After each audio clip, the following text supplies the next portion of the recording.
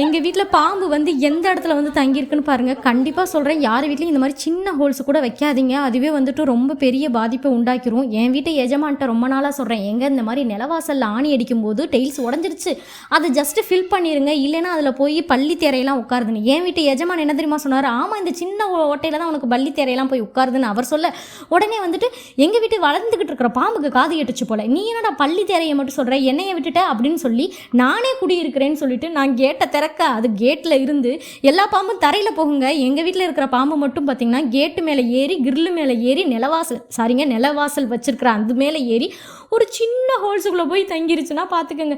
அட கடவுளேன்னு 3 மணி நேரம் போராடி கடைசி அந்த பாம்பு எடுத்து பெட்ரோல் ஊற்றி அதை கொண்டாடி ஒரு வழியாக அனுப்பி வச்சிட்டோன்னு வைங்க.